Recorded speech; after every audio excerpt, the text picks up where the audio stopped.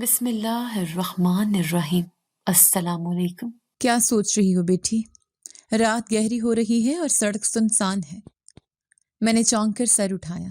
سامنے ایک بوسیدہ لباس میں ملبوس ادھیڑ عمر شخص کھڑا تھا، جس کے ہاتھ میں کشکول اور کاندھے پر میلی سی چادر تھی۔ بابا جی، میں کہاں جاؤں؟ میرے ماں باپ نے مجھے گھر سے نکال دیا ہے۔ میرے پاس سر چھپانے کی جگہ نہیں ہے۔ میری آواز ہچکیوں میں دب گئی۔ فقیر نے گہری نظروں سے مجھے دیکھا اور بولا، اس ظالم دنیا میں اکیلی لڑکی کا سڑک پر کھڑا ہونا گوشت کے ٹکڑے کو کتوں کے آگے ڈالنے کے مترادف ہے۔ کیا تم میرے ساتھ نکاح کرو گی؟ میں سن کر پتھر کی ہو گئی۔ ایک فقیر سے شادی؟ شادی؟ میرے منہ سے بے اختیار نکلا۔ ہاں، شادی۔ میری جھونپڑی چھوٹی ضرور ہے، مگر وہاں تمہیں عزت اور 2 وقت کی روٹی مل جائے گی۔ فیصلہ تمہارا ہے۔ یہاں درندوں کا شکار بننا ہے یا اس فقیر کی جھولی میں عزت کی پناہ لینی ہے؟ میرے پاس کوئی چارہ نہیں تھا۔ میں نے کانپتے ہاتھوں سے آنسو پونچھے اور سر جھکا دیا۔ مجھے منظور ہے۔ وہ فقیر مجھے لے کر اندھیرے راستے پر چل پڑا۔ میں اس کے پیچھے چل رہی تھی، مگر میرا ذہن ماضی کے دھندلکوں میں گم تھا۔ میں یہاں تک کیسے پہنچی، یہ ایک لمبی اور دردناک داستان ہے۔ میرا نام زینب ہے۔ میں بدقسمتی کی علامت تب بنی جب میری پیدائش کے وقت ہی میری ماں اس دنیا سے رخصت ہو گئی۔ اسی دن سے مجھے منحوس کا لقب مل گیا۔ ابا مجھے سینے سے لگائے پھپھو کے گھر پہنچے۔ باجی، خدا کے لیے میری بچی کو رکھ لیں، میں کام پر جاتا ہوں، پیچھے اس کو سنبھالنے والا کوئی نہیں۔ ابا نے منت کی۔ پھپھو نے منہ بنا کر کہا، بھائی جان، میرے اپنے چھوٹے چھوٹے بچے ہیں، میں تمہاری اس منحوس بیٹی کو کیسے پالوں گی جس نے آتے ہی اپنی ماں کو کھا لیا؟ تم دوسری شادی کیوں نہیں کر لیتے؟ میں زینب کی وجہ سے ڈرتا ہوں۔ سوتیلی ماں پتہ نہیں کیسا سلوک کرے۔ ابا کی آواز میں بے بسی تھی۔ تو پھر اس بچی کو بھی وہیں چھوڑا جہاں اس کی ماں کو چھوڑ کر آئے ہو۔ میرے بس کی بات نہیں ہے۔ پھپھو نے صاف انکار کر کے دروازہ بند کر دیا۔ ابا مجھے لے کر واپس آ گئے۔ کچھ عرصہ میں نانی کے پاس رہی، مگر ان کے انتقال کے بعد ممانیوں نے میرا جینا حرام کر دیا۔ آخرکار ابا کو دوسری شادی کرنی ہی پڑی۔ شروع میں میری سوتیلی ماں نے بہت دکھاوا کیا۔ ارے زینب، تم فکر نہ کرو، میں تمہیں اپنی سگی بیٹیوں کی طرح رکھوں گی۔ وہ ابا کے سامنے میرے بالوں میں کنگھی کرتی اور پیار جتاتی، لیکن جیسے ہی ابا کام پر جاتے ان کا رویہ بدل جاتا۔ ادھر آ منحوس لڑکی، یہ برتن کون دھوئے گا؟ تیرا باپ؟ وہ چیختی۔ اماں، ابھی دھو دیتی ہوں، میں ڈرتے ڈرتے کہتی، اور خبردار جو شام کو تیرے باپ کے سامنے زبان کھولی، اگر شکایت لگائی تو زبان کھینچ لوں گی۔ وہ میری چوٹی پکڑ کر جھٹکا دیتی۔ وقت گزرتا گیا۔ سوتیلی ماں کے اپنے 3 بچے ہو گئے، گھر کے اخراجات بڑھ گئے اور غربت نے پنجے گاڑ لیے۔ ابا بیمار رہنے لگے تھے۔ ایک شام سوتیلی ماں ابا کے پاس بیٹھ گئی۔ سنیے جی، اب گزارا بہت مشکل ہو گیا ہے، آپ کی دوا کے پیسے بھی پورے نہیں ہوتے، تو کیا کروں بھگوان؟ ہڈیاں جواب دے گئی ہیں۔ ابا کھانستے ہوئے بولے، میں کہتی ہوں زینب اب جوان ہو گئی ہے، 16 سال کی ہے ماشاءاللہ، اسے کسی کام پر کیوں نہیں لگا دیتے؟ ابا تڑپ کر اٹھے۔ خبردار، میری بیٹی گھروں میں نوکرانی نہیں بنے گی، تو کیا بھوکے مر جائیں؟ کل بڑے مالک کی بیوی آئی تھی، کہہ رہی تھی حویلی میں جانوروں کے باڑے کی صفائی کے لیے لڑکی چاہیے، اچھا خاصا معاوضہ دیں گی، سال بھر کے دانے بھی ملیں گے۔ سوتیلی ماں نے لالچ دیا۔ حویلی؟ لیکن وہ لوگ، ابا کچھ کہنا چاہتے تھے۔ ارے آپ تو مالک کو برسوں سے جانتے ہیں، ان کی زمینوں پر کام کیا ہے آپ نے، وہ تو شریف لوگ ہیں۔ زینب وہاں محفوظ رہے گی اور شام کو گھر آ جایا کرے گی، ہماری بھی مدد ہو جائے گی۔ سوتیلی ماں کی چکنی چپڑی باتوں اور غربت کے دباؤ نے ابا کو گھٹنے ٹیکنے پر مجبور کر دیا۔ مجھے کیا پتا تھا کہ وہ حویلی میرے لیے جہنم کا دروازہ ثابت ہوگی اور میری زندگی کا رخ ہمیشہ کے لیے بدل جائے گا۔ اگلی صبح سوتیلی ماں نے مجھے جگایا۔ اٹھ جا مہارانی، آج سے تجھے حویلی جانا ہے، یاد رکھنا وہاں زبان بند رکھنی ہے اور صرف کام سے کام رکھنا ہے۔ میں نے خاموشی سے سر ہلایا اور چادر اوڑھ کر گھر سے نکل پڑی۔ دل میں کنجانا سا خوف تھا جو مجھے اندر ہی اندر کھائے جا رہا تھا۔ حویلی کا آہنی گیٹ میرے سامنے کھلا تو میں سہم گئی۔ سامنے ایک بڑی مونچھوں والا چوکیدار کھڑا تھا۔ اس نے حقارت سے مجھے سر سے پاؤں تک دیکھا۔ تم ہی وہ زینب ہو جسے بڑے مالک کی بیوی نے بلایا ہے؟ اس کی آواز کرخت تھی۔ जी, मैंने धीरे से जवाब दिया। अंदर जाओ, सीधा पीछे वाले बाड़े की तरफ जाना, वहां मुलाजिम शीला तुम्हें काम समझा देगा। खबरदार जो हवेली के अंदर वाले हिस्से में झांकने की कोशिश भी की तो। मैं नजरें झुकाए तेजी से बताए हुए रास्ते पर चल पड़ी। हवेली वाकई बहुत बड़ी और शान शौकत वाली थी, मगर मेरे नसीब में उसकी चमक दमक नहीं बल्कि उसके जानवरों की गंदगी साफ करना लिखा था। पीछे बाड़े में शीदा हुक्का पी रहा था, मुझे देखकर खड़ा हुआ। आ गई हो? ये रहा झाड़ू और वो बाल्टी, सामने देख रही हो? 10 भैंसें और 4 गायें हैं। इन सब का गोबर उठाना है और जगह को पानी से धोकर चमकाना है। दोपहर तक काम खत्म होना चाहिए। मैंने कपकपाते हाथों से झाड़ू थाम लिया। बदबू के भुभके मेरे दिमाग को चढ़ रहे थे, मगर मैंने अपनी चादर को नाक पर लपेटा और काम शुरू कर दिया। गोबर साफ करते हुए कई बार मेरा जी मतलाया। गंदगी मेरे कपड़ों पर लग रही थी, मेरे हाथ और पाँव नापाक हो रहे थे। काम खत्म करते करते दोपहर ढल चुकी थी। मेरी कमर दोहरी हो रही थी और कपड़े बुरी तरह लथड़े हुए थे। शीदा ने मुआयना किया और तंजिया हंसा। काम तो ठीक किया है, पर अपनी हालत देखो, बिल्कुल फकीरनी लग रही हो। कल सुबह सवेरे आ जाना। मैं थके कदमों से घर की तरफ चल पड़ी। रास्ते भर मुझे अपनी नापाकी का एहसास सताता रहा। नानी अम्मा कहती थी कि नमाज दीन का सुतून है। मैंने बचपन से कभी नमाज नहीं छोड़ी थी, मगर अब मेरे कपड़े नापाक थे। घर पहुंची तो सौतेली माँ सेहन में चारपाई पर बैठी हुक्का पी रही थी। मुझे देखते ही उनके माथे पर बल पड़ गए। आ गई नवाबजादी, लाओ जो कुछ मिला है मेरे हवाले करो। उन्होंने हाथ फैलाया। अम्मा, आज तो पहला दिन था, पैसे महीने बाद मिलेंगे, मैंने डरते डरते बताया। खाली हाथ आई हो? और हुलिया देखो अपना, पूरे घर में बदबू फैला दी है। दूर हटकर खड़ी हो मुझसे। उन्होंने नाक पर दुपट्टा रखा। अम्मा, मैं गुस्ल खाने जा रही हूँ, नहाकर जोहर की कज़ा और असर की नमाज पढ़ लूँ। मैं तेजी से गुस्ल खाने की तरफ बढ़ी। अभी मैंने दरवाजे को हाथ ही लगाया था कि माँ की गरजदार आवाज गूंजी, रुक जा वहीं।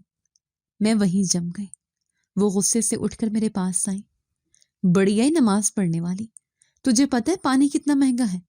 टैंकी खाली करने का इरादा है क्या? लेकिन अम्मा, मेरे कपड़े और जिस्म नापाक हैं, मैं बिना गुस्ल के नमाज कैसे पढ़ूं? मेरी आंखों में आंसू तैरने लगे। तो मत पढ़, कौन सा तेरी नमाजें 7वें आसमान पर जा रही हैं? तो जैसी मनहूस लड़की की तो दुआ भी कबूल नहीं होती। नमाजें तो पाक बीबियों की होती हैं, तू तो है ही गंदी। उन्होंने मुझे कंधे से पकड़कर झंझोड़ा। खुदा के लिए अम्मा, ऐसा मत कहें, नमाज मेरा अल्लाह से ताल्लुक है, मुझे नहाने दे, मैं पानी कम इस्तेमाल करूंगी।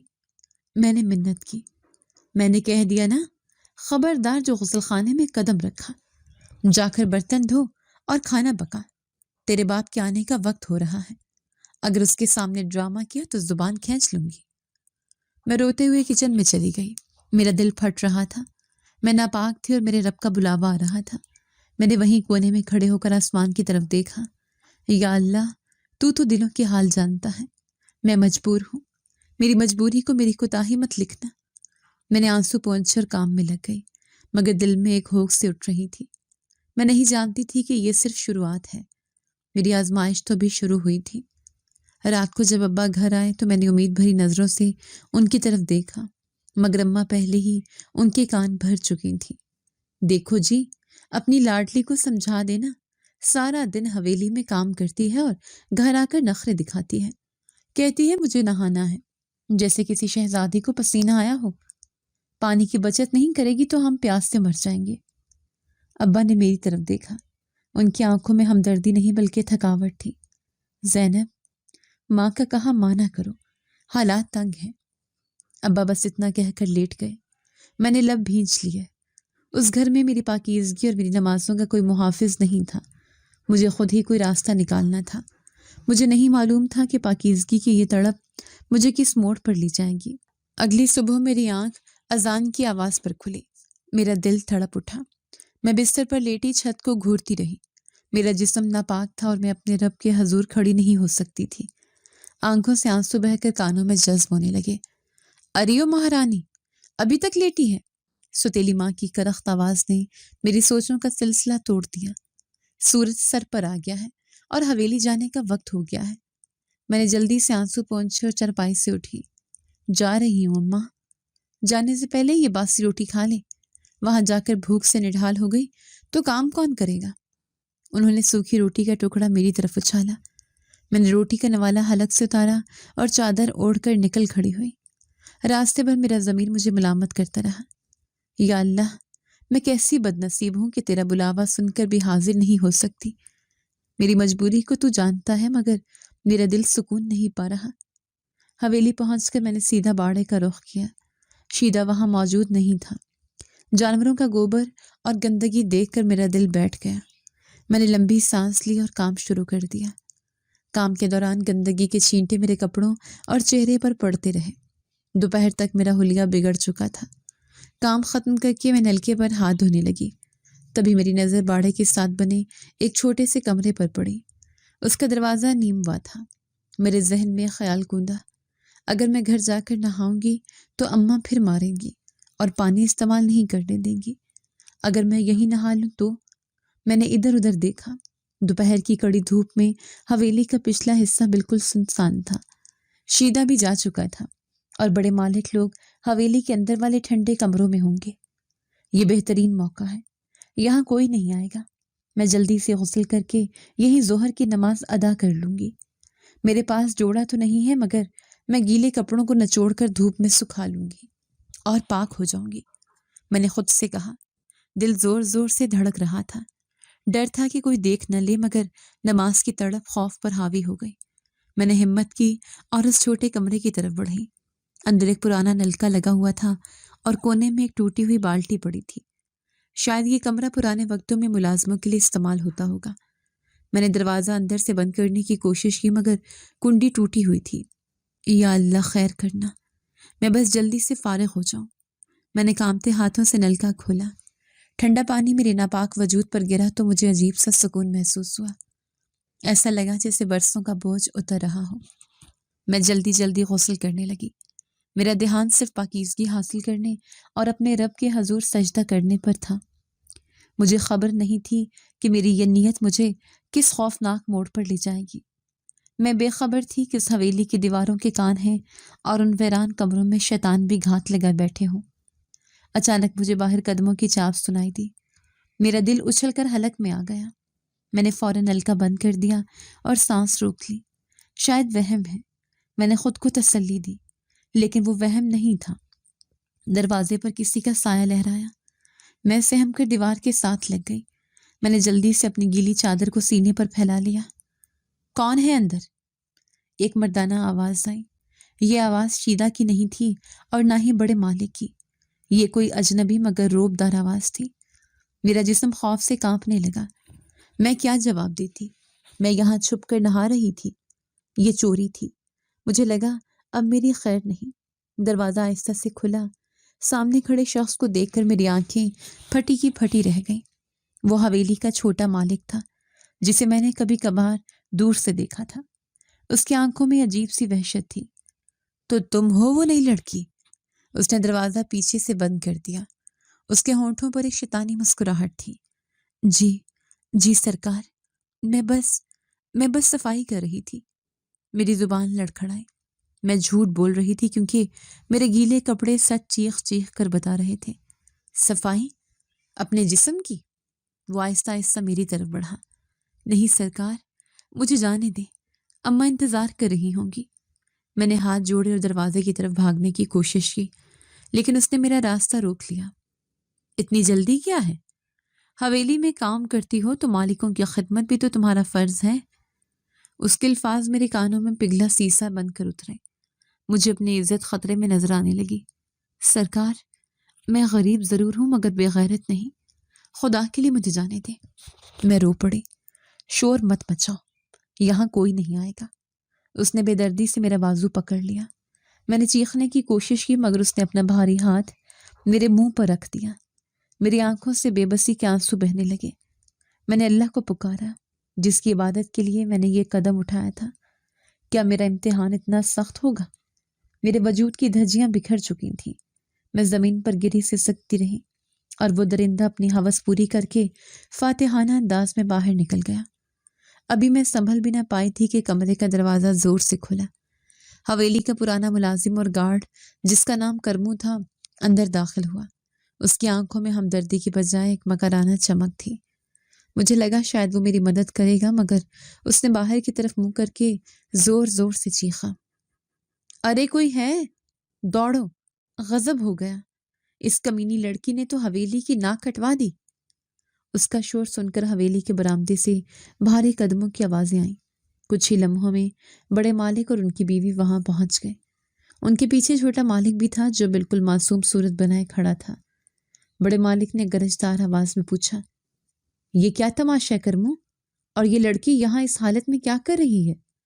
करमू ने हाथ जोड़कर झूठ का पलंदा खोल दिया।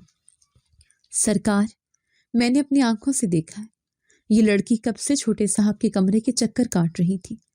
मैंने सोचा शायद सफाई कर रही है, मगर अभी मैंने देखा ये छोटे साहब को वरगला रही थी। ये बदचलन है सरकार, पैसे की लालच में इसने ये ड्रामा रचाया है। मैंने तड़प कर सर उठाया। खुदा का खौफ करो चचा, तुम तो जानते हो मैं यहाँ नमाज के लिए गुस्ल करने आई थी। तुमने खुद मुझे बाल्टी दी थी, क्यों झूठ बोल रहे हो? छोटा मालिक फौरन बोल पड़ा, भाईजान ये झूठ बक रही है, मैं तो सो रहा था कि ये मेरे कमरे में घुस आए। शुक्र है कि करमू ने देख लिया, वरना ये मुझ पर कोई भी इल्जाम लगा देती। बड़े मालिक की बीवी ने हकारत से मुझ पर थूका। मुझे तो इसकी शक्ल ही मनहूस लगती थी। 2 टके की नौकरानी और इतनी जुर्रत, निकालो इसे यहाँ से। मैंने बड़े मालिक के पांव पकड़ लिए। सरकार, मैं यतीम हूं मगर बेगैरत नहीं, आपके भाई ने मेरी इज्जत। बड़े मालिक ने जोरदार ठोकर मारकर मुझे परे हटाया। जुबान बंद कर अपनी, अगर एक लफ्ज भी मजीद बका तो जुबान खींच लूंगा। मेरे भाई पर इल्जाम लगाती है। करमू, इसे धक्के दे के हवेली से निकालो और इसके बाप को खबर करो कि अपनी बेटी की करतूतें संभाले। करमू ने मेरा बाजू बेदर्दी से पकड़ा और मुझे घसीटता हुआ हवेली के गेट तक ले आया। उसने मुझे कच्ची सड़क पर धक्का दिया। जा, दफा हो जा यहाँ से, अगर दोबारा इस हवेली की तरफ रुख किया तो टांगे तोड़ दूंगा। मैं गिरती पड़ती रोती हुई अपने घर की तरफ भागी। मेरा दुपट्टा फट चुका था और चेहरा आंसू और मिट्टी से अटा हुआ था। गली के लोग मुझे देख रहे थे, मगर मुझे होश नहीं था। जैसे ही मैं घर के दरवाजे पर पहुंची, अंदर से अब्बा के चीखने की आवाज आ रही थी। शायद हवेली का कोई आदमी पहले ही पैगाम पहुंचा चुका था। मैंने दरवाजा खोला तो सामने अब्बा गुस्से से कांप रहे थे और सुतेली मां जहर खान मुस्कुराहट के साथ खड़ी थी। आ गई मुंह काला करवा के। अब्बा ने मुझे देखते ही मेरे मुंह पर जोरदार थप्पड़ मारा। मैंने मना किया था ना हवेली जाने से, तूने मेरी पगड़ी मिट्टी में रुला दी। अब्बा, मेरी बात तो सुने, मैं बेगुनाह हूं, वहां मेरे साथ ज्यादती हुई है। मैंने रोते हुए दहाई दी। सुतेली माँ फौरन बीच में कूद पड़ी। देखा, मैं ना कहती थी ये लड़की हाथ से निकल गई है, उल्टा चोर को तो वाल को डांटे। हवेली वाले इतने शरीफ लोग हैं, वो क्यों झूठ बोलेंगे? ये खुद ही वहां गई थी और अमीरजादों को फंसाने लगी। जब पकड़ी गई तो मजलूम बन रही है। नहीं अम्मा, खुदा की कसम मैं नमाज के लिए नहा रही थी। मैं अब्बा के कदमों में गिर गई। सुतेली माँ ने अब्बा को उकसाया, निकालें इसे घर से। ऐसी बेटी को घर में रखना अजाब को दावत देना है। कल को हमारे सर पर भी तोहमत लगाएगी। मोहल्ले वाले क्या कहेंगे कि एक बदचलन लड़की को पाल रहे हैं। अब्बा ने मुझे बालों से पकड़कर खड़ा किया। उनकी आंखों में मेरे लिए कोई रहम नहीं था। ज़ैनब, आज से तू मेरे लिए मर गई। जिस बेटी की वजह से बाप सर उठाकर ना चल सके, उसे मर जाना ही बेहतर है। निकल जा मेरे घर से। उन्होंने मुझे बाजू से पकड़कर दरवाजे से बाहर धक्का दिया। मैं मुंह के बल सड़क पर गिरी। दरवाजा मेरे मुंह पर जोर से बंद कर दिया गया। अब्बा, दरवाजा खोले, मैं कहाँ जाऊंगी? मैंने दरवाजा पीटा, चीखी चिल्लाई, मगर अंदर से कोई आवाज ना आई। शाम का अंधेरा फैल रहा था। मैं सड़क के किनारे बैठी थी। मेरा जिस्म दर्द से चूर था और रूह जख्मी। मैंने आसमान की तरफ सर उठाया और हिचकियों के दरमियान अपने रब से फरियाद की, या अल्लाह, मैं तो तेरी इबादत के लिए पाक होना चाहती थी। ये मुझे किस जुर्म की सजा मिली? तू तो देख रहा था ना, तू जानता है मैं पाक हूँ। अब मेरा फैसला तेरे हाथ में है, मुझे इंसाफ दे। मैं वहां अकेली बेयारो मददगार बैठी थी। सड़क सुनसान हो चुकी थी। مجھے نہیں معلوم تھا کہ میری زندگی کا اگلا موڑ میرے سامنے کھڑا ہونے والا ہے، وہ موڑ جو میری زندگی کی تاریک رات کو ہمیشہ کے لیے بدل دے گا۔ رات کا اندھیرا گہرا ہوتا جا رہا تھا اور سڑک پر سناٹا چھانے لگا تھا۔ ہر گزرتی گاڑی کی روشنی میرے دل میں خوف پیدا کر دیتی تھی۔ مجھے لگ رہا تھا اب کوئی اور مصیبت میرا انتظار کر رہی ہے۔ میں نے گھٹنوں میں سر دیا اور پھوٹ پھوٹ کر رو پڑی۔ بیٹی، اس ویرانے میں کیوں رو رہی ہو؟ ایک بھاری اور دھیمی آواز نے مجھے چونکا دیا۔ میں نے ڈرتے ڈرتے سر اٹھایا۔ سامنے ایک شخص کھڑا تھا جس کے کپڑے پیوند زدہ تھے، بال بکھرے ہوئے اور کاندھے پر ایک پرانی سی چادر پڑی تھی۔ وہ حلیے سے بالکل فقیر لگ رہا تھا، مگر اس کی آنکھوں میں عجیب سی چمک تھی۔ میں خاموش رہی اور سہم کر پیچھے ہٹ گئی۔ وہ وہیں کھڑا رہا اور بولا، ڈرو مت، میں کوئی لٹیرا نہیں ہوں۔ میں نے تمہیں کچھ دیر پہلے گھر سے نکلتے دیکھا تھا۔ تمہارے آنسو بتا رہے ہیں کہ اپنوں نے ٹھکرا دیا ہے۔ میں نے بھیگی آنکھوں سے اس کی طرف دیکھا۔ میرا کوئی نہیں ہے بابا جی، سب نے مجھے بد کردار کہہ کر نکال دیا ہے۔ میرے پاس سر چھپانے کی جگہ نہیں۔ اس نے گہری سانس لی اور ادھر ادھر دیکھا۔ یہ دنیا ظالم ہے، یہاں اکیلی جوان لڑکی کا رات گزارنا خطرے سے خالی نہیں۔ بھیڑیے تمہیں نوچ کھائیں گے۔ تو میں کیا کروں، کہاں جاؤں؟ میری آواز میں بے بسی تھی۔ اس فقیر نے میری آنکھوں میں جھانکتے ہوئے ایک عجیب بات کہہ دی، مجھ سے شادی کر لو۔ میں حیرانگی سے اس کی طرف دیکھنے لگی۔ میرے وہم و گمان میں بھی نہیں تھا کہ ایک فقیر مجھے ایسا کہے گا۔ میں نے غصے اور حیرت سے اسے دیکھا۔ یہ آپ کیا کہہ رہے ہیں؟ میں جانتا ہوں میں ایک فقیر ہوں، میرے پاس نہ محل ہے نہ دولت، لیکن میری ایک چھوٹی سی جھونپڑی ہے، وہاں تمہیں چھت مل جائے گی، 2 وقت کی روٹی مل جائے گی، اور سب سے بڑھ کر میں تمہیں وہ عزت دوں گا جو شاید محلوں میں بھی نہ ملے۔ میں خاموش ہو گئی۔ میرا ذہن معاف ہو چکا تھا۔ ایک طرف وہ حویلی والے تھے جو امیر تھے، نواب تھے، مگر جانوروں سے بدتر تھے۔ دوسری طرف یہ فقیر تھا جس کے پاس کچھ نہیں تھا، مگر وہ مجھے عزت دینے کی بات کر رہا تھا۔ سوچ لو بیٹی، اس نے نرمی سے کہا، میں تمہیں مجبور نہیں کروں گا، لیکن اس سڑک پر تمہیں عزت محفوظ نہیں ہے۔ میں اللہ کی گواہ بنا کر کہتا ہوں کہ میں تمہاری حفاظت کروں گا۔ میرے دل میں اللہ کا خیال آیا۔ میں نے ابھی تو اللہ سے دعا مانگی تھی کہ میرا فیصلہ کرے۔ کیا پتہ اللہ نے میری مدد کے لیے اسی فقیر کو بھیجا ہو، کیا پتہ عزت اسی خاک نشین کے پاس ہو۔ میں نے آنسو پونچھ کر مضبوط لہجے میں کہا، مجھے منظور ہے۔ فقیر کے چہرے پر اطمینان کی لہر دوڑ گئی۔ چلو پھر میرے ساتھ، پاس ہی چھوٹی مسجد ہے، وہاں مولوی صاحب ہوں گے، ابھی نکاح کر لیتے ہیں تاکہ تم میری محرم بن جاؤ اور میں تمہیں اپنے ساتھ لے جا سکوں۔ ہم دونوں خاموشی سے چلتے ہوئے قریبی مسجد پہنچے۔ رات کافی ہو چکی تھی مگر امام مسجد ابھی جاگ رہے تھے۔ انہوں نے ہمیں حیرت سے دیکھا۔ فقیر نے ان کے کان میں کچھ کہا اور کچھ پیسے ان کے ہاتھ پر رکھے۔ امام صاحب نے میری حالت دیکھی اور شاید سمجھ گئے کہ یہ بے سہارا لڑکی کی عزت بچانے کا معاملہ ہے۔ 2 گواہوں کی موجودگی میں میرا نکاح اس فقیر سے ہو گیا۔ زینب بنت اسلم، کیا تمہیں یہ شخص شوہر کے طور پر قبول ہے؟ قبول ہے، میں نے دھیرے سے کہا۔ میرے الفاظ کے ساتھ ہی میری قسمت اس اجنبی فقیر کے ساتھ جڑ گئی۔ جس لڑکے کے ساتھ شادی کے میں خواب دیکھتی تھی وہ سب چکنا چور ہو گئے تھے۔ میرا نصیب ایک فقیر کی جھولی میں ڈال دیا گیا تھا۔ نکاح کے بعد ہم مسجد سے باہر نکلے۔ چلو زینب، میرا گھر تھوڑا دور ہے، ہمیں پیدل جانا ہوگا، اس نے کہا۔ میں خاموشی سے اس کے پیچھے چل پڑی۔ مجھے نہیں معلوم تھا کہ وہ مجھے کہاں لے جا رہا ہے۔ میرا دل اب بھی ڈر رہا تھا کہ کیا میں نے صحیح فیصلہ کیا، کیا یہ شخص واقعی نیک ہے یا میں نے کنویں سے نکل کر کھائی میں چھلانگ لگا دی ہے۔ راستہ سنسان تھا اور ہم شہر سے باہر کی طرف جا رہے تھے۔ آپ کا نام کیا ہے؟ میں نے پہلی بار اس سے سوال کیا۔ وہ رکا، مڑا اور مسکرایا۔ لوگ مجھے دیوانہ کہتے ہیں، کچھ فقیر کہتے ہیں، تم مجھے میرے نام سے پکارنا۔ میرا نام شاہمیر ہے۔ شاہمیر؟ یہ نام تو فقیروں والا نہیں ہے۔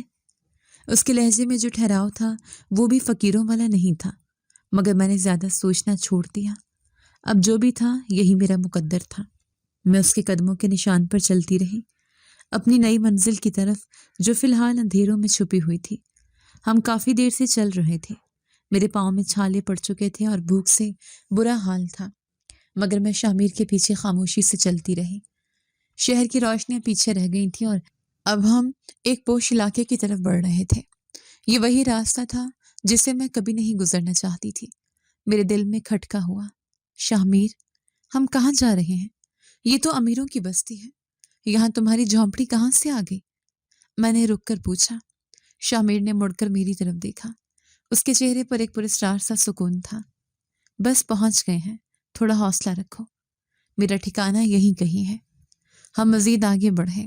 سڑکیں پختہ اور کشادہ تھیں۔ مجھے ہر قدم پر ایک انجانا خوف محسوس ہو رہا تھا۔ یہ گلیاں، یہ درخت اور یہ فضا مجھے بہت جانی پہچانی لگ رہی تھی۔ میرا دل زور زور سے دھڑکنے لگا۔ اچانک شاہ ایک بڑے آہنی گیٹ کے سامنے رکا۔ میں نے نظر اٹھا کر دیکھا تو میرے پیروں تلے سے زمین نکل گئی۔ میرا خون رگوں میں جم گیا۔ یہ وہی حویلی تھی، وہی جہنم جہاں میری عزت تار تار ہوئی تھی اور جہاں سے مجھے دھکے دے کر نکالا گیا تھا۔ میں چیخ کر پیچھے ہٹی۔ نہیں، ہرگز نہیں، تم مجھے یہاں کیوں لائے ہو؟ یہ تو وہی جگہ ہے۔ تم کون ہو؟ شامیر نے میری طرف ہاتھ بڑھایا، مگر میں خوف سے کانپ رہی تھی۔ تم نے مجھ سے جھوٹ بولا، تم بھی انہی کے آدمی ہو، تم مجھے دوبارہ ان درندوں کے حوالے کرنے لائے ہو۔ میری آنکھوں سے آنسو جاری ہو گئے۔ شامیر میرے قریب آیا اور نرمی سے بولا، زینب، مجھ پر بھروسہ رکھو، میں تمہیں کسی کے حوالے کرنے نہیں لایا۔ یہ حویلی اب تمہارا گھر ہے۔ گھر؟ میں نے ہسٹریائی انداز میں ہنستے ہوئے کہا، یہ قصائی خانہ ہے، یہاں درندے رہتے ہیں۔ میں مر جاؤں گی مگر اس منحوس دروازے سے اندر نہیں جاؤں گی، مجھے جانے دو۔ میں نے بھاگنے کے لیے مڑنا چاہا مگر شاہ نے میرا ہاتھ تھام لیا۔ اس کی گرفت مضبوط مگر تکلیف دہ نہیں تھی۔ میری آنکھوں میں دیکھو زینب، کیا تمہیں لگتا ہے میں تمہارا سودا کروں گا؟ میں نے اللہ کے گھر میں تم سے وعدہ کیا ہے حفاظت کا۔ اندر چلو، تمہارے سارے سوالوں کے جواب مل جائیں گے۔ مجھے کوئی جواب نہیں چاہیے، مجھے بس یہاں سے دور جانا ہے۔ وہ چھوٹا مالک، وہ بڑا مالک، وہ سب مجھے مار ڈالیں گے۔ میں رو رہی تھی اور منتیں کر رہی تھی۔ شامیر کے لہجے میں اب سختی آ گئی۔ آج کے بعد کوئی تمہیں میلی آنکھ سے دیکھنے کی جرت نہیں کرے گا۔ جو عزت تم سے چھینی گئی ہے وہ تمہیں اسی دہلیز پر واپس ملے گی۔ چلو میرے ساتھ۔ اس نے میرا ہاتھ پکڑ کر گیٹ کی طرف قدم بڑھایا۔ میں مزاحمت کر رہی تھی، میرے قدم من بھر کے ہو رہے تھے مگر اس کے ارادے کے سامنے میری ایک نہ چلی۔ ہم گیٹ کے بالکل سامنے پہنچے۔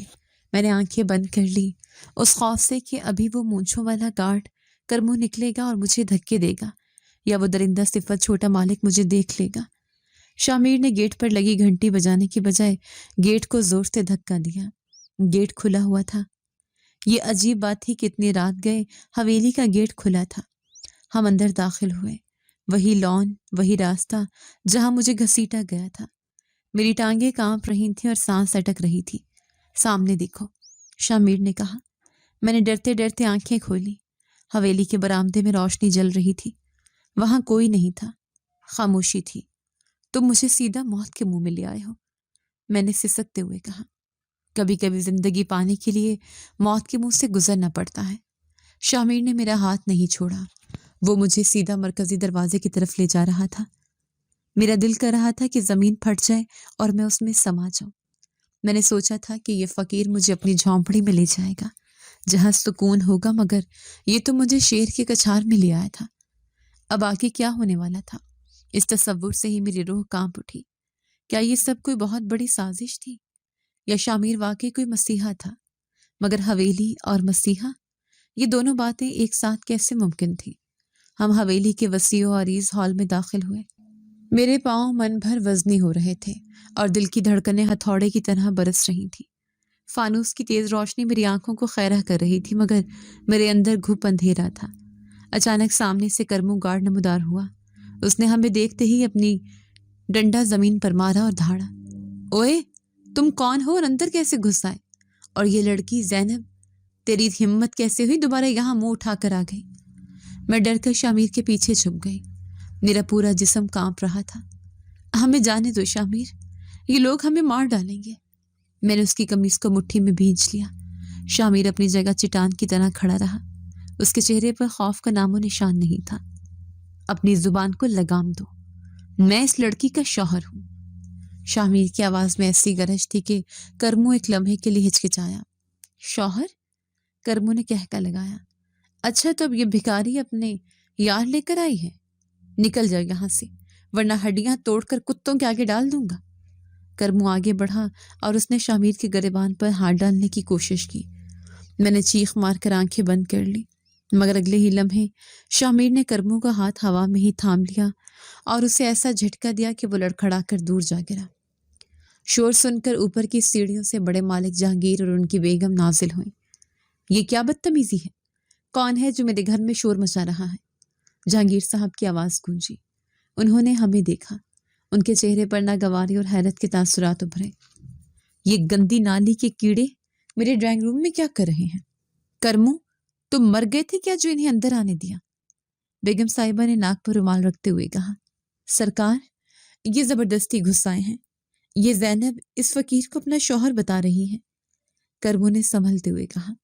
جہانگیر صاحب نے حقارت سے شامیر کے پیوندہ کپڑوں اور بکھرے بالوں کو دیکھا۔ واہ، کیا جوڑی ہے! ایک بد کردار نوکرانی اور ایک سڑک چھاپ فقیر۔ کیوں آئی ہو یہاں؟ بھیک مانگنے؟ شامیر نے میری طرف دیکھا اور پھر نظریں اٹھا کر سیدھا جہانگیر صاحب کی آنکھوں میں دیکھا۔ بھیک مانگنے نہیں، انصاف مانگنے آیا ہوں۔ انصاف؟ اسی وقت چھوٹے مالک دانیال سیڑھیوں سے اترتے ہوئے نظر آئے۔ ان کے چہرے پر وہی شیطانی مسکراہٹ تھی۔ مجھے دیکھتے ہی ان کی آنکھوں میں ایک عجیب سی چمک آ گئی۔ ارے واہ، تو تم اپنے اس نئے محافظ کو لے کر آئی ہو؟ کیا نام ہے تیرا فقیر؟ لگتا ہے تجھے اپنی جان پیاری نہیں ہے۔ میں نے شامیر کا بازو پکڑ لیا۔ خدا کے لیے کچھ مت بولنا، چلو یہاں سے، یہ درندے ہیں۔ میں رو رہی تھی۔ دانیال ہمارے قریب آیا اور شامیر کے گرد چکر لگانے لگا۔ دیکھو تو صحیح بھائی جان، اس کی ہمت، ہمارے گھر میں کھڑا ہو کر ہم سے آنکھیں ملا رہا ہے۔ اوے فقیر، لے جا اپنی اس بیوی کو، یہ کسی کام کی نہیں رہی، اسے تو ہم نے… خاموش! شامیر اچانک چیخا۔ اس کی آواز اتنی بلند اور اوبدار تھی کہ حال میں سناٹا چھا گیا۔ دانیال بھی ہڑبڑا کر پیچھے ہٹا۔ اپنی گندی زبان بند رکھو دانیال۔ شامیر نے انگلی اٹھا کر اسے تنبیہ کی۔ جہانگیر صاحب کا چہرہ غصے سے سرخ ہو گیا۔ تیری یہ مجال، ایک 2 ٹکے کے فقیر کی یہ جرت کہ میرے بھائی کا نام لے اور اس پر آواز اٹھائے۔ کرمو، بلاؤ باقی گارڈز کو، آج اس فقیر کی کھال ادھیڑ دو تاکہ اسے پتا چلے کہ حویلی والوں سے ٹکر لینے کا انجام کیا ہوتا ہے۔ نہیں نہیں سرکار، اسے مت مارے، ہم جا رہے ہیں۔ میں جہانگیر صاحب کے قدموں میں گرنے کے لیے آگے بڑھی، مگر شامیر نے مجھے بازو سے پکڑ کر روک لیا اور اپنے ساتھ کھڑا کر لیا۔ سر نہیں جھکانا زینب، شامیر نے آہستگی سے کہا، پھر جہانگیر صاحب کی طرف موڑا۔ گارڈز کو بلانے کی ضرورت نہیں جہانگیر، آج فیصلہ یہی ہوگا اور ابھی ہوگا۔ شامیر کا لہجہ بدل چکا تھا۔ اس کی آنکھوں میں اب فقیروں والی عاجزی نہیں بلکہ ایک حاکم کا جلال تھا۔ جہانگیر صاحب اور دانیال اسے حیرت اور غصے سے دیکھ رہے تھے۔ انہیں سمجھ نہیں آ رہا تھا کہ ایک معمولی فقیر میں اتنا اعتماد کہاں سے آ گیا، مگر وہ نہیں جانتے تھے یہ خاموشی طوفان کا پیش خیمہ ہے۔ حویلی کے حال میں سناٹا چھایا ہوا تھا جو طوفان سے پہلے کی خاموشی تھی۔ جہانگیر صاحب نے غصے سے کرموں کی طرف اشارہ کیا۔ دیکھ کیا رہے ہو؟ اس فقیر کی ہڈیاں توڑ دو اور اٹھا کر باہر پھینکو اسے۔ کرموں نے اپنا ڈنڈا لہرایا اور پوری طاقت سے شامیر کے سر پر وار کرنے کی کوشش کی، مگر اگلے ہی لمحے کچھ ایسا ہوا کہ سب کی آنکھیں پھٹی کی پھٹی رہ گئیں۔ شامیر نے بجلی کی سی تیزی سے کرموں کا ہاتھ ہوا میں تھام لیا اور ایک ہی جھٹکے میں ڈنڈا چھین کر دور پھینک دیا۔ شامیر نے گردن سیدھی کی اور اس کے لہجے سے فقیرانہ عاجزی یکسر غائب ہو گئی۔ ہاتھ نیچے رکھو کرمو، نمک حراموں کی طرح اپنے ہی مالک پر ہاتھ اٹھاتے ہو۔ اس کی آواز کی گرج اور انداز دیکھ کر جہانگیر صاحب کے قدم رک گئے۔ دانیال کے چہرے کا رنگ فک ہو گیا۔ وہ آواز ان سب کے لیے اجنبی نہیں تھی۔ یہ آواز… جہانگیر صاحب بڑبڑائے۔ یہ لہجہ… شامیر نے اپنے کاندھے سے وہ میلی کچلی چادر اتار کر زمین پر پھینکی اور بالوں کو ماتھے سے ہٹایا۔ اس کا چہرہ اب صاف دکھائی دے رہا تھا۔ کیا ہوا جہانگیر بھائی؟ اپنے سگے بھائی کو نہیں پہچانا؟ یا دولت کے نشے نے آنکھوں پر ایسی پٹی باندھ دی ہے کہ خونی رشتے بھی نظر نہیں آتے؟ شامیر… جہانگیر صاحب کے منہ سے بے اختیار نکلا۔ تم تو امریکہ میں تھے، تم اس حلیے میں… میں سکتے کے عالم میں شامیر کو دیکھ رہی تھی۔ یہ وہ فقیر نہیں تھا جس کے ساتھ میں آئی تھی۔ یہ تو کوئی اور ہی شخص تھا جو اس حویلی کے مالکوں کے برابر کھڑا ان کی آنکھوں میں آنکھیں ڈال کر بات کر رہا تھا۔ دانیال خوف سے پیچھے ہٹا۔ شامیر بھائی آپ کب آئے؟ اور یہ ڈرامہ کیوں؟ ڈرامہ میں نہیں تم لوگ کر رہے ہو۔ شامیر نے حقارت سے دانیال کو دیکھا۔ میں آج ہی واپس آیا تھا، سوچا تھا گھر والوں کو سرپرائز دوں گا، مگر راستے میں اس معصوم لڑکی کو روتے دیکھا۔ جب اس نے اپنی داستان سنائی تو مجھے یقین نہیں آیا کہ میرا بھائی اتنا گر سکتا ہے، اس لیے میں نے یہ بھیس بدلا تاکہ اپنی آنکھوں سے سچ دیکھ سکوں۔ شامیر نے کرموں کی طرف دیکھا جو اب تھر تھر کانپ رہا تھا۔ بولو کرموں، اب بھی وقت ہے، سچ بتا دو ورنہ انجام بہت برا ہوگا۔ بتاؤ اس لڑکی کا کیا قصور تھا؟ کرموں شامیر کے قدموں میں گر گیا۔ وہ جانتا تھا کہ شامیر کا غصہ کتنا تیز ہے۔ مجھے معاف کر دیں چھوٹے سرکار، مجھے معاف کر دیں، میرا کوئی قصور نہیں ہے، یہ سب دانیال صاحب نے کروایا تھا۔ انہوں نے مجھے پیسے دیے تھے کہ میں اس لڑکی پر الزام لگاؤں۔ یہ لڑکی بالکل پاک دامن ہے، یہ تو نماز کے لیے وضو کرنے وہاں گئی تھی۔ دانیال صاحب نے اس کے ساتھ زبردستی کی کوشش کی اور جب ناکام ہوئے تو الٹا چور کو توال کو ڈانٹنے والا حساب کر دیا۔ کرموں کے اعتراف نے جیسے بم پھوڑ دیا تھا۔ جہانگیر صاحب اور ان کی بیگم شرمندگی اور حیرت سے دانیال کو دیکھنے لگے۔ بکواس بند کرو، دانیال چیخا۔ یہ نوکر جھوٹ بول رہا ہے بھائی جان، یہ جھوٹ نہیں بول رہا دانیال۔ شامیر نے جیب سے اپنا موبائل نکالا۔ میں نے باہر گیٹ پر کھڑے ہو کر کرموں اور تمہاری ساری باتیں ریکارڈ کر لی تھی جب تم اسے دھمکی دے رہے تھے۔ اسی وقت باہر پولیس کے سائرن کی آوازیں گونجنے لگی۔ دانیال گھبرا کر دروازے کی طرف بھاگا مگر پولیس انسپکٹر اپنے جوانوں کے ساتھ اندر داخل ہو چکا تھا۔ کہیں جانے کی ضرورت نہیں ہے، شامیر نے سرد لہجے میں کہا۔ میں نے انسپکٹر صاحب کو پہلے ہی کال کر دی تھی، اس گھر میں اب صرف انصاف ہوگا۔ میں بت بنی یہ سب دیکھ رہی تھی، میرا ذہن یہ قبول کرنے سے قاصر تھا کہ وہ فقیر جس نے مجھے سڑک سے اٹھایا تھا وہ دراصل اس شہر کا سب سے بڑا بیرسٹر اور اس حویلی کا وارث شامیر تھا۔ میری آنکھوں سے آنسو جاری ہو گئے۔ اللہ نے میری فریاد سن لی تھی۔ پولیس والوں نے آگے بڑھ کر دانیال اور کرموں کو ہتھ کڑیاں لگا دی۔ جہانگیر صاحب سر جھکائے کھڑے تھے۔ مجھے افسوس ہے بھائی جان کہ آپ نے چھوٹے بھائی کی تربیت میں اتنی کمی چھوڑ دی اور ایک بے سہارا لڑکی کی عزت اچھالنے میں اس کا ساتھ دیا، شامیر نے افسوس سے کہا۔ پھر وہ میری طرف مڑا۔ اس کی آنکھوں میں وہی نرمی تھی جو سڑک پر اس فقیر کی آنکھوں میں تھی۔ زینب، ڈرو مت، یہ گھر اب تمہارا ہے، تم یہاں کی مالکن ہو اور یہ سب تمہارے مجرم۔ پولیس کی گاڑی دانیال اور کرموں کو لے کر جا چکی تھی اور حویلی کے اس وسیع ہال میں صرف ایک بھاری خاموشی باقی تھی۔ شامیر نے مجھے کہا، اپنے آنسو پونچھ لو زینب، اب اس گھر میں تمہاری آنکھوں میں آنسو نہیں بلکہ صرف خوشی نظر آنی چاہیے۔ میں نے بمشکل اپنی زبان کو حرکت دی۔ شامیر صاحب، آپ نے میرے ساتھ ایسا کیوں کیا؟ آپ نے مجھ سے اپنی شناخت کیوں چھپائی؟ آپ تو اتنے بڑے آدمی ہیں اور میں ایک معمولی سی لڑکی۔ آپ نے فقیر کا روپ کیوں دھارا؟ شامیر نے مسکراتے ہوئے نرمی سے جواب دیا، زینب، اگر میں سوٹ بوٹ پہن کر گاڑی میں تمہارے پاس آتا اور کہتا کہ چلو میرے ساتھ، تو کیا تم میرے ساتھ آتی؟ ہرگز نہیں۔ تم اس وقت جس صدمے اور خوف سے گزر رہی تھی، تمہیں ہر امیر آدمی درندہ لگ رہا تھا۔ تم کبھی مجھ پر اعتبار نہ کرتی۔ مجھے تمہارا یقین جیتنے کے لیے تمہارے جیسا بے سہارا بننا پڑا۔ مجھے معلوم تھا کہ ایک ٹھکرائی ہوئی لڑکی کا دکھ صرف ایک ٹھکرایا ہوا فقیر ہی بانٹ سکتا ہے۔ میں نے یہ ناٹک صرف اس لیے کیا تاکہ تم میرے ساتھ آنے سے انکار نہ کر دو۔ اس کی بات سن کر میری آنکھوں میں پھر سے نمی تیرنے لگی۔ کتنا گہرا سوچا تھا اس شخص نے۔ جہانگیر صاحب نے آگے بڑھنے کی کوشش کی۔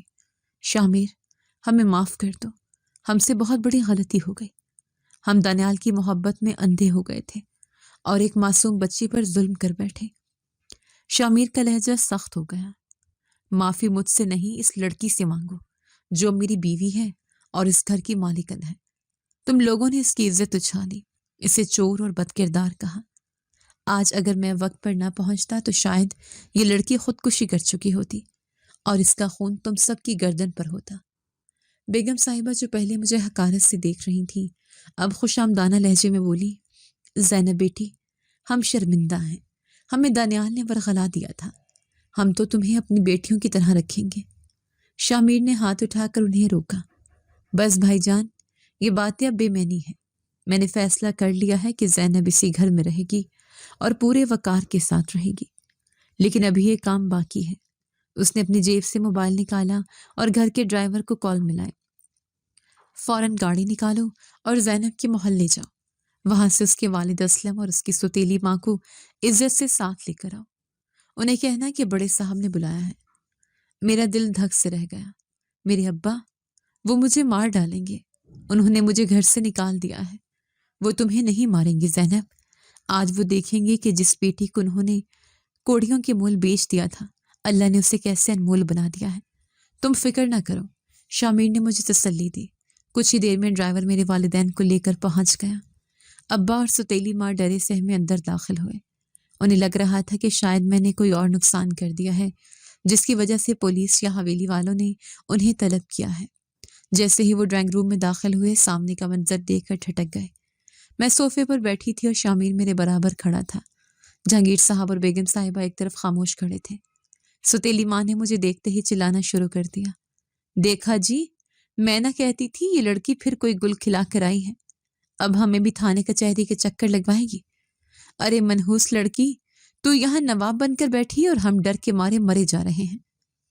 ابا بھی غصے سے آگے بڑھے۔ زینب، تجھے شرم نہیں آئی؟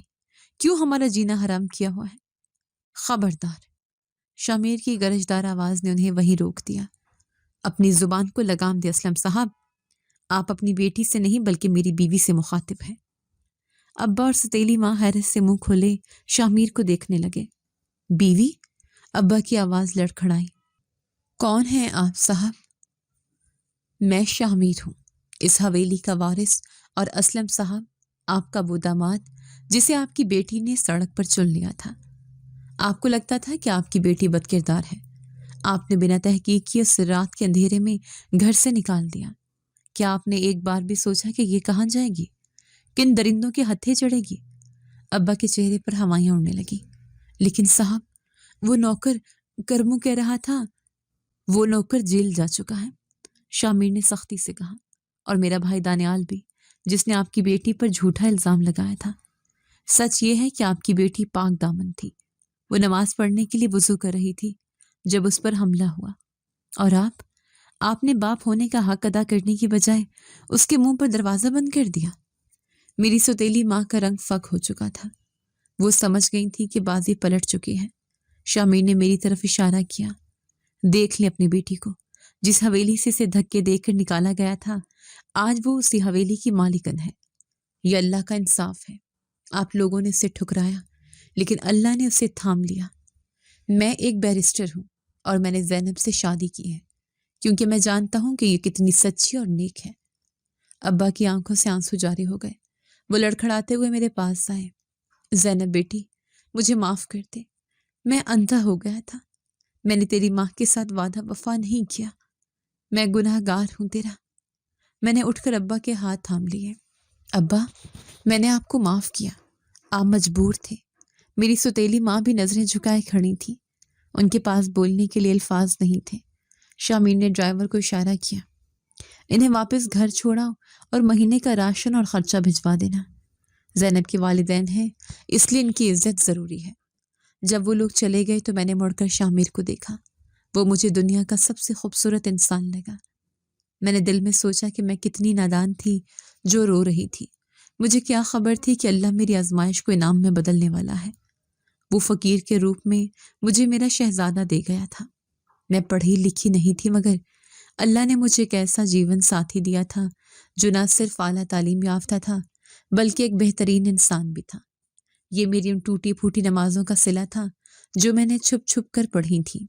شامیر میرے قریب آیا اور بولا، اب خوش ہو؟ یہ گھر، یہ عزت سب تمہارا ہے۔ میں نے اشک بار آنکھوں سے مسکراتے ہوئے سر ہلایا۔ مجھے گھر اور عزت کی خوشی تو ہے شامیر صاحب، لیکن سب سے بڑی خوشی یہ ہے کہ مجھے آپ جیسا محافظ ملا۔ آپ نے مجھے وہ عزت دی ہے جو شاید کوئی بھی نہ دے سکتا۔ اس رات میں حویلی کے سب سے بہترین کمرے میں تھی۔ وہی حویلی جو کل تک میرے لیے خوف کی علامت تھی، آج میری پناہ گاہ بن چکی تھی۔ مجھے نانی کی بات یاد آ گئی کہ جب اللہ دینے پر آتا ہے تو چھپر پھاڑ کر دیتا ہے، اور میری زندگی کا یہ سفر کانٹوں سے شروع ہو کر پھولوں پر ختم ہوا تھا۔ اگلی صبح جو میری آنکھ کھلی تو میں حویلی کے پرتعیش کمرے کے نرم بستر پر تھی۔ کھڑکی سے دھوپ چھن کر اندر آ رہی تھی۔ میں ہڑبڑا کر اٹھی۔ عادت کے مطابق مجھے لگا کہ شاید ستیلی ماں کی ڈانٹ پڑے گی یا باڑے کی صفائی کے لیے دیر ہو جائے گی، لیکن پھر مجھے یاد آیا کہ میری دنیا بدل چکی ہے۔ کمرے کا دروازہ کھلا اور شامیر ہاتھ میں ناشتے کی ٹرے لیے مسکراتے ہوئے اندر داخل ہوئے۔ میں شرم سے سمٹ گئی۔ ارے آپ کیوں لائے؟ ملازم کہاں ہے؟ میں نے جلدی سے آگے بڑھ کر ٹرے تھامنے کی کوشش کی۔ شامیر نے ٹرے میز پر رکھی اور مجھے اپنے سامنے بٹھایا۔ ملازم اپنا کام کر رہے ہیں زینب بیگم، میں تو اپنی بیوی کے لیے ناشتہ لایا ہوں۔ کل تک تم اس گھر میں دوسروں کی خدمت کرتی تھی، مگر آج سے یہ گھر تمہاری خدمت کرے گا۔ میری آنکھوں میں آنسو آ گئے۔ شامیر صاحب، مجھے یقین نہیں آ رہا، میں تو ایک ان پڑھ اور جاہل لڑکی ہوں۔ میں گائے کا گوبر صاف کرنے والی تھی اور آپ اتنے بڑے بیرسٹر، اتنے پڑھے لکھے، آپ نے مجھ میں کیا دیکھا؟ شامیر نے میرا ہاتھ تھاما اور سنجیدگی سے بولا، تعلیم کتابوں سے آتی ہے زینب، مگر تربیت اور کردار خون میں ہوتا ہے۔ تم نے جس مشکل وقت میں اللہ کا دامن نہیں چھوڑا، اپنی پاکیزگی کی حفاظت کی، وہ ڈگری حاصل کرنے سے زیادہ مشکل کام ہے۔ میں نے تم میں وہ سچائی دیکھی جو آج کل پڑھے لکھے لوگوں میں بھی نہیں ملتی۔ ہم ناشتہ کر ہی رہے تھے کہ دروازے پر دستک ہوئی۔ جہانگیر صاحب اور بھابھی اندر آئے۔ ان کے چہروں پر ندامت تھی۔ زینب بیٹی، جہانگیر صاحب نے سر جھکا کر کہا، ہم تم سے آنکھ ملانے کے قابل نہیں ہیں۔ دانیال کی محبت نے ہمیں اندھا کر دیا تھا، لیکن شامیر نے ہماری آنکھیں کھول دیں۔ کیا تم ہمیں معاف کر کے اس گھر کو اپناؤ گی؟ میں نے مسکرا کر کہا، بڑے صاحب، جو اللہ معاف کرنے والا تو میں کون ہوتی ہوں؟ آپ میرے بڑے ہیں اور یہ گھر اب میرا بھی ہے، مجھے آپ سے کوئی گلہ نہیں۔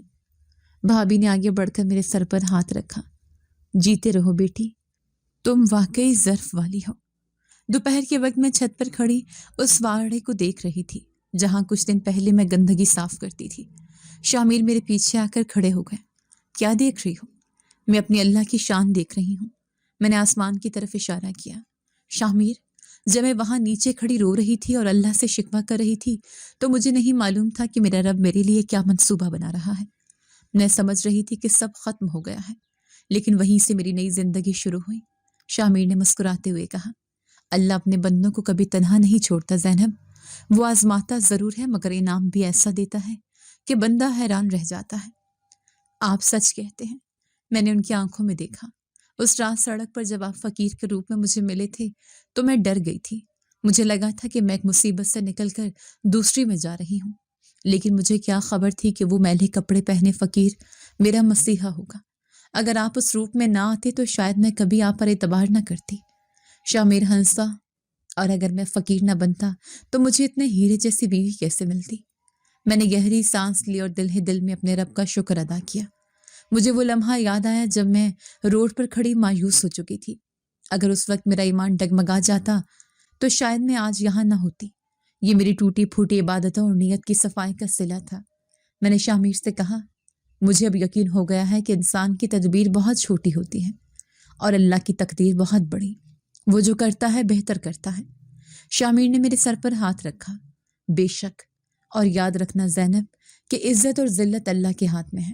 دنیا والے جسے خاک میں ملانا چاہیں، اگر اللہ اسے عزت دینا چاہے تو وہ اسے تخت پر بٹھا دیتا ہے، جیسے تمہیں بٹھایا ہے۔ میں نے کھلی فضا میں سانس لی۔ اب نہ کوئی ڈر تھا نہ کوئی خوف۔ میرے پاس ایک محبت کرنے والا شوہر تھا، ایک گھر تھا، اور سب سے بڑھ کر میرے رب کی رضا تھی۔ جی تو دوستو، کیسی لگی آپ کو ہماری آج کی کہانی؟ اپنی رائے کا اظہار ہمارے کمنٹس باکس میں ضرور کیجیے گا، اور اگر آپ کو ہماری ویڈیو پسند آئی ہے تو کر لیجیے ہمارے چینل کو سبسکرائب، ویڈیو کو لائک اور بیل آئیکن لازمی پریس کر لیجیے تاکہ ہر نئی آنے والی ویڈیو کا نوٹیفیکیشن آپ کو بر وقت موصول ہو سکے۔